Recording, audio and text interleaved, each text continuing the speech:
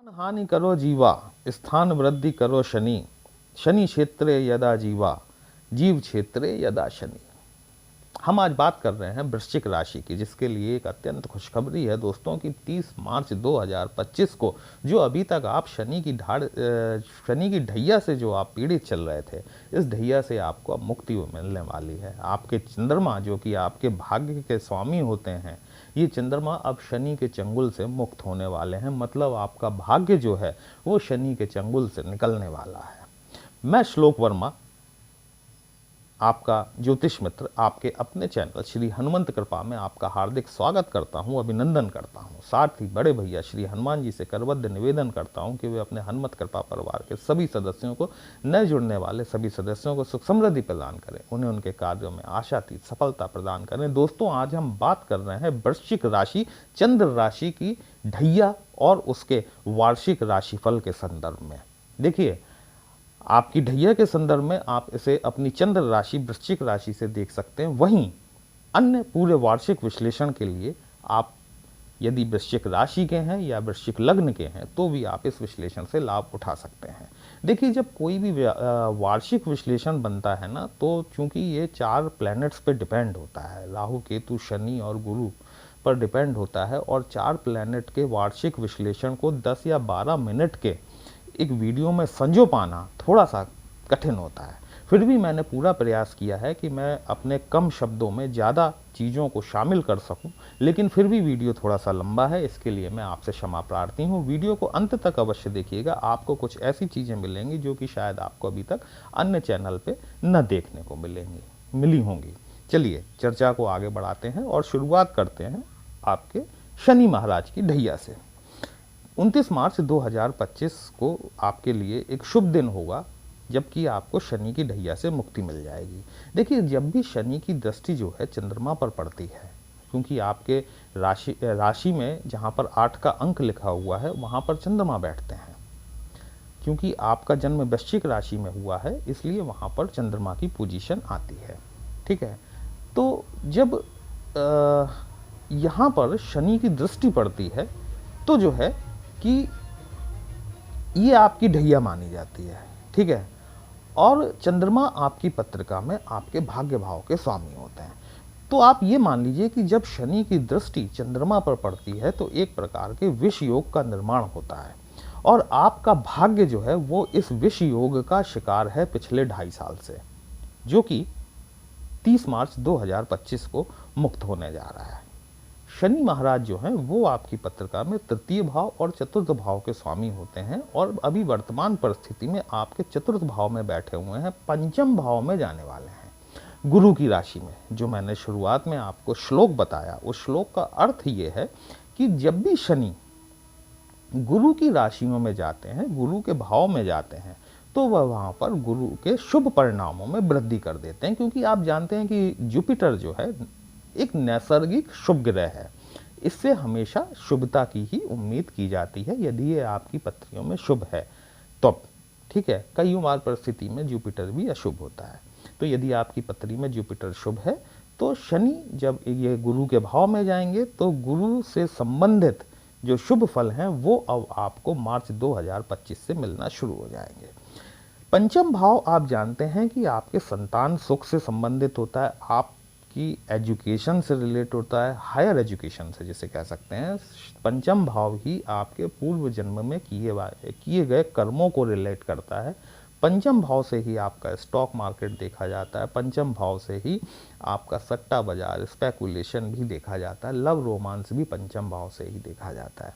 ठीक है, शनि महाराज जैसा ग्रह, देखिए शनि जो है ना, ये जब भी जिस भाव में भी जाते हैं उस भाव से संबंधित चीजों से आपको तपा देते हैं। और शनि जो है, देखिए देते जरूर हैं, निश्चित तौर पर देते हैं, लेकिन तब देते हैं जब आपकी इच्छाएं मर जाएं, आपकी आकांक्षाएं खत्म हो जाएं उस चीज के बारे में, तब शनि आपको दे देंगे। 2.5 साल में चौथे भाव में बैठे हुए शनि ने आपको जिन सुखों के लिए तड़पाया है वो आप शनि से अब दिसंबर से लेकर मार्च तक पूरी तरीके से उम्मीद कर सकते हैं कि जाते जाते शनि आपको वो सुख के सारे साधन उपलब्ध करा कर जाएंगे जिनकी की तमन्ना या इच्छा अब आप छोड़ चुके हैं। अब यही शनि आपके पंचम भाव में जा रहे हैं। पंचम भाव का वर्गीकरण मैंने आपके लिए कर ही दिया कि पंचम भाव किन किन चीज़ों को रिलेट करता है। अब यदि आपकी पत्रिका में शनि की स्थिति शुभ है, शुभ ग्रहों से दृष्ट हैं, नीच के नहीं हैं, कम डिग्री के नहीं हैं, शत्रुपेक्षी नहीं है, तो पंचम भाव में जाने वाले शनि महाराज जो हैं ये आपको आपके संतान की एजुकेशन की तरफ से शुभ फल जरूर प्रदान करेंगे, आपको स्टॉक मार्केट से लाभ करा सकते हैं।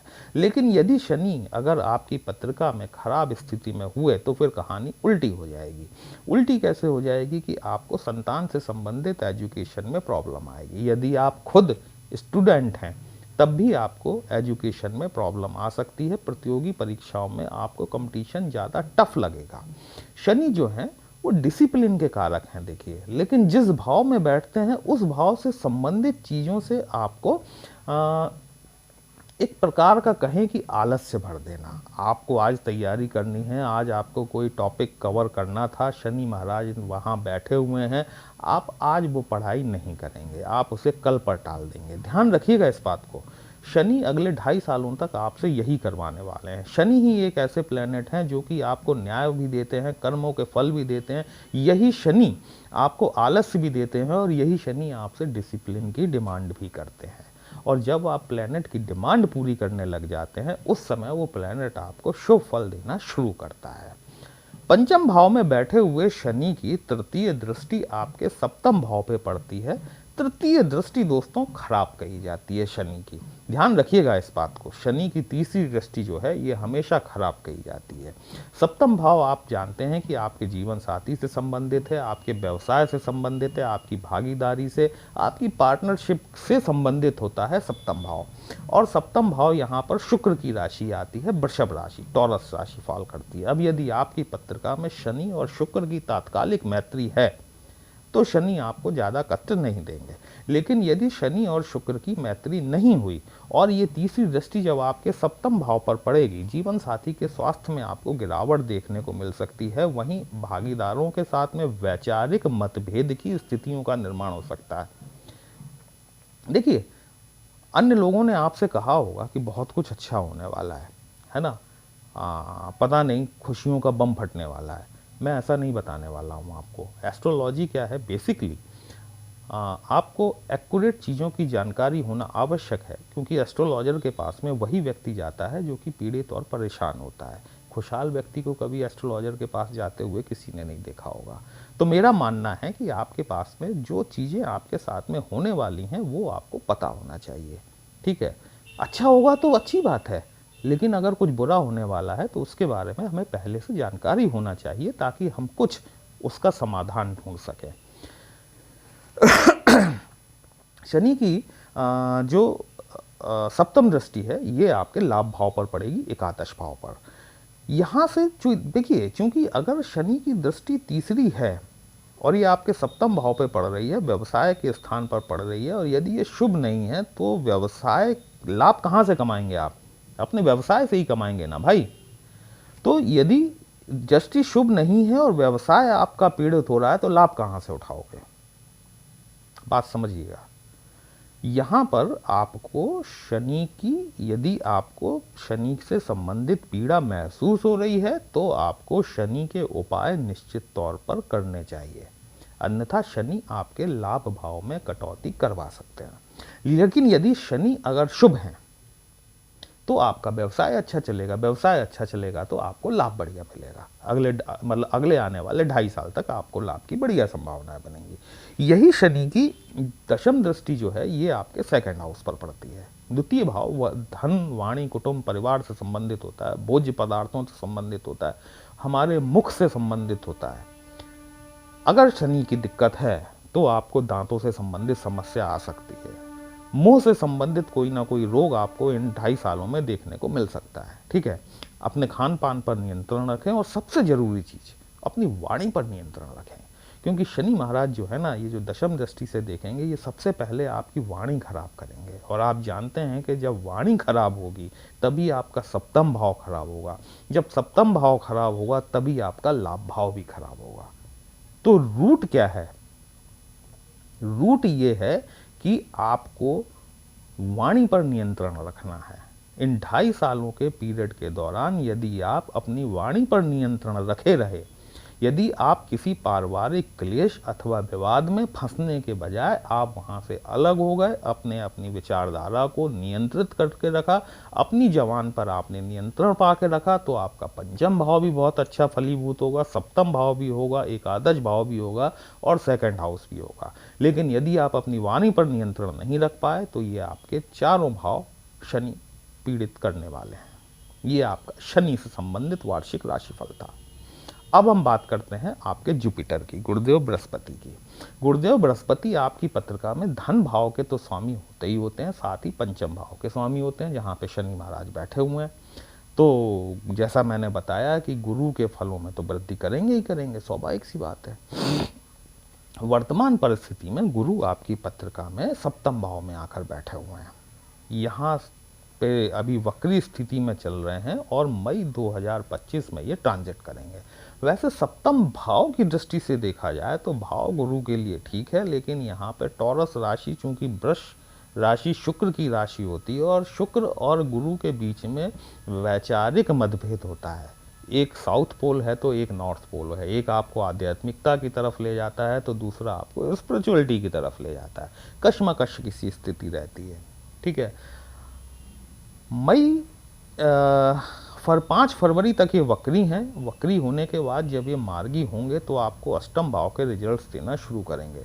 एक चीज़ बहुत अच्छी मैं आपको बताने वाला हूँ, शायद अन्य किसी ने बताया हो चाहे ना बताया हो, यहाँ आपको ये जानकारी अवश्य मिलेगी कि गुरु 2025 में अतिचारी होने जा रहे हैं।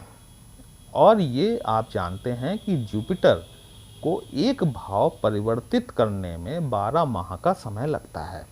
ठीक है, अगला साल सिर्फ वृश्चिक राशि के लिए नहीं बल्कि समस्त राशियों के लिए, समस्त 12 राशियों के लिए बहुत महत्वपूर्ण होने वाला है, क्योंकि जुपिटर जो है ये इतना महत्वपूर्ण प्लैनेट है, इतना बड़ा प्लैनेट है कि जब ये हिलता है तो सूर्य भी हिल जाता है। मतलब आप समझिए इसकी वजनदारी इस प्लैनेट की। और ये प्लैनेट जब अतिचारी हो रहा है, जीव कारक ग्रह है, ये जीवन देने वाला ग्रह है, और यही प्लैनेट अतिचारी होगा तो 2025 में सभी राशियों को अत्यंत सावधानी के साथ चलने की स्थिति होगी, क्योंकि चीज़ों को बैलेंस करना पड़ेगा।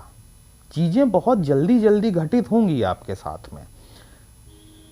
मई में जब ये अष्टम भाव में पहुंचेंगे तो अष्टम भाव देखिए साधनाओं से संबंधित है, तंत्र मंत्र ज्योतिष अकल्ट रिसर्च गहन गूढ़ विज्ञान अष्टम भाव है, पाताल का भाव है, रहस्यों से भरा भाव है, मृत्यु भाव भी कहा जाता है, इसे मोक्ष का भाव भी कहा जाता है। हमारे जो सिक्योरिटी सर्विसेज होती हैं, गुप्तचर संस्थाएं, वो भी अष्टम भाव से देखी जाती हैं, पुलिस सेना ये सारी चीज़ें अष्टम भाव से देखी जाती हैं। अष्टम भाव से ही हमारा आपका विरासत, इनहेरिटेंस, वसीयत और इंश्योरेंस भी देखा जाता है।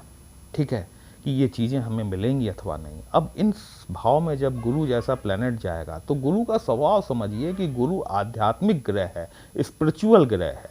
लेकिन अब हर कोई आदमी जो है ये तंत्र मंत्र तांत्रिक मांत्रिक तो नहीं हो सकता, हर आदमी एस्ट्रोलॉजर भी नहीं हो सकता, लेकिन हर आदमी कार्य क्षेत्र में जरूर होता है, किसी न किसी प्रकार के कार्यों से वो जुड़ा होता है, भले वो व्यवसाय कर रहा हो अथवा वह नौकरी कर रहा हो। आपको अपने फील्ड में डीप नॉलेज रखना बहुत ज़रूरी है। यदि आप ये डीप नॉलेज रखेंगे तो यहाँ पर जुपिटर की पंचम दृष्टि जो आपके 12वें भाव पर पड़ती है, मोक्ष का भाव कहलाता है, व्यय भाव होता है ये।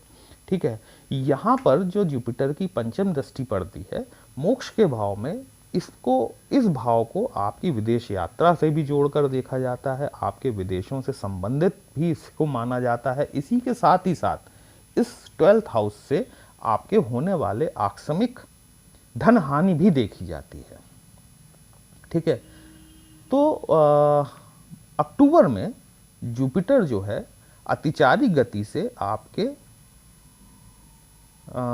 अष्टम भाव को छोड़कर नवम भाव में पहुंच जाएंगे, भाग्य भाव में। लेकिन जब तक ये अष्टम भाव में रहेंगे ना, तब तक आपको थोड़ा सा हॉस्पिटलाइजेशन के खर्चों से बचना चाहिए। और यदि आप अपने फील्ड में डीप रिसर्च में जाते हैं, आप अपनी कार्य क्षेत्र का पूरा जानकारी रखते हैं, तो निश्चित जो है आपको गुरुदेव यहाँ पर फायदा दे सकते हैं। जब अतिचारी होकर ये आपके नवम भाव में, जहाँ पे कर्क की राशि आती है, चंद्रमा, तो चंद्रमा की कर्क राशि फॉल करती है आपके नवम भाव में। आप जानते हैं गुरु और चंद्रमा की सर्वार्धिक मित्रता है और गुरु जो है वो कर्क राशि में जाकर उच्च के हो जाते हैं। अब जब यहाँ पर नवम भाव में आकर गुरु उच्च के होंगे तो गुरु की पंचम दृष्टि आपके फर्स्ट हाउस पर पड़ेगी। लग्न मतलब आप स्वयं, आपके कैरेक्टरिस्टिक, आपकी पर्सनालिटी अत्यंत डेवलप्ड हो जाएगी, आपकी वाणी अत्यंत मधुर हो जाएगी, आपकी पर्सनालिटी में एक अट्रैक्शन होगा। ठीक है, क्योंकि जब भी कोई प्लैनेट उच्च का होता है ना, और यदि वो आपकी पत्रिका में शुभ बैठा हुआ है तो वो अपनी शुभता में अकस्मात बहुत सारा वृद्धि कर देता है। ठीक है, तो आपकी क्वालिटीज़ जो हैं वो निखर के समाज के सामने आएंगी, आपके अंदर एक अट्रैक्शन पैदा हो जाएगा। ठीक है, आपकी वाणी अत्यंत मधुर हो जाएगी। वहीं इनकी जो सप्तम दृष्टि है ये आपके थर्ड हाउस पर पड़ेगी। थर्ड हाउस जो है वो आपके पराक्रम का होता है, छोटे भाई बहनों का होता है, ऑनलाइन का भी होता है। यहाँ पर यदि आप ऑनलाइन व्यवसाय से जुड़े हुए हैं, ऑनलाइन व्यवसाय करते हैं, तो निश्चित तौर पर आपको फायदा होने की संभावनाएं बनती हैं, लाभ बढ़ेगा आपका गुरु के क्षेत्र से। ठीक है, साथ ही साथ छोटे भाई बहनों के साथ में यदि शनि की ढैया के चलते आपके संबंध खराब हुए थे ना, तो यहाँ पर थोड़े संबंधों में आपको सुधार देखने को मिलेगा। 9th एस्पेक्ट आपके पंचम भाव पर पड़ेगी, जहाँ पे कि शनि महाराज पहले से बैठे हुए हैं। शनि को यहाँ पर गुरु कंट्रोल करने का कार्य करेंगे। ठीक है, लेकिन अब क्या होगा कि नवम भाव में पहुंचने के बाद गुरुदेव फिर वक्री होंगे और वक्री होकर ये वापस आपके अष्टम भाव में आ जाएंगे। अब देखिए चीज़ें कितनी जल्दी जल्दी बदल रही हैं। ठीक है, और जब ये वक्री होकर आपके दोबारा अष्टम भाव में आएंगे तो इनकी फिर 5th एस्पेक्ट जो है वो आपके 12th हाउस पर पड़ेगी, विदेश यात्राओं से संबंधित। 7th एस्पेक्ट आपके 2nd हाउस पर पड़ेगी, जहाँ पे कि शनि की भी दृष्टि पड़ रही है। हाँ, वो आपको हर जगह से गुरु जुपिटर संभालने का काम जरूर करेंगे। ठीक है, आपको चीज़ों को बैलेंस करना है, बाकी चीज़ें आपका जुपिटर संभाल ले जाएगा यदि आप अपने आप को बैलेंस कर ले जाते हैं। यदि आप शनि को समझते हुए अपने को बैलेंस कर लेते हैं तो जुपिटर आपको संभाल लेंगे। 9th एस्पेक्ट जुपिटर की आपके 4th भाव पर पड़ेगी, सुख स्थान पर। जिन सुविधाओं से अभी तक आप वंचित थे, भूमि, भवन, वाहन, माता के सुख से, शनि की ढैया में आपको माता के स्वास्थ्य में निश्चित तौर पर आपको कमजोरी देखने को मिले होगी। ये 14 मई के बाद से आपको माता के स्वास्थ्य में निरंतर स्वास्थ्य में सुधार देखने को मिलेगा। साथ ही साथ आपको भूमि, भवन, वाहन और माता का सुख भी देखने को प्राप्त होगा। ये आपके लिए जुपिटर करने वाले हैं सन 2025 में, लेकिन चीज़ों को बैलेंस करके चलने की आवश्यकता बहुत ज़्यादा है। अब हम बात करते हैं आपके राहु और केतु की। देखिए राहु महाराज जो है वर्तमान परिस्थितियों में आपके पंचम भाव में बैठे हुए हैं, शनि के साथ में इनका भाव परिवर्तन होगा, लेकिन 1 माह तक 30 मार्च से लेकर अप्रैल 2025 तक शनि और राहु ये आपस में साथ साथ आपके पंचम भाव में गोचर करेंगे। यहाँ पर आपको चीज़ों को थोड़ा संभालना है, थोड़ा चीज़ों को बैलेंस करना है, क्योंकि ये दोनों जो है ये खरबूजा दोनों मिल जाएंगे तो ये समस्या खड़ी करेंगे। ठीक है, तो यहाँ पर थोड़ी सी सावधानियाँ आपको हर क्षेत्र में बरतनी है। आपके जॉब के क्षेत्र में, आपके कार्यस्थल के क्षेत्र में, आपके मतलब एजुकेशन, बच्चे, वाहन सावधानी से चलाना है। आपको अपने जीवन के हर क्षेत्र में 30 मार्च से लेके अप्रैल 2025 तक, मतलब 30 मार्च 2025 से अप्रैल 2025 तक, जब तक कि राहु भाव परिवर्तन करके आपके 4th भाव में नहीं पहुंच जाते, तब तक आपको जीवन के हर क्षेत्र में 1 माह के लिए सावधानी बरतनी है, अन्यथा कोई ना कोई नुकसान होने की संभावना यहाँ पर बनेगी। ठीक है, तो कुल मिला के देखा जाए तो 2025 जो है वृश्चिक राशि अगर अपनी भावनाओं पर नियंत्रण कर पाती है, अपनी जवान पर नियंत्रण कर पाती है, तो जुपिटर आपको बहुत कुछ देने आ रहे हैं। धन भाव का स्वामी आपको बहुत कुछ देने वाला है।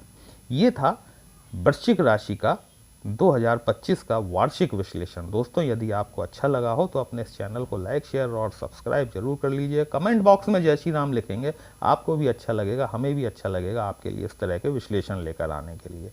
यदि आप हमसे अपनी पत्रिका का विश्लेषण कराना चाहते हैं, हमारा व्हाट्सएप नंबर थंबनेल में दिया गया, कॉन्टैक्ट कर सकते हैं। एक पर्सनल कंसल्टेशन फीस होती है जो आपको पे करनी होती है, छोटी सी फीस होती है। आपकी समस्या का उचित समाधान हमारे द्वारा करने का प्रयास जरूर किया जाता है। चलिए फिर मिलते हैं एक नई राशि के साथ, तब तक के लिए जय श्री राम।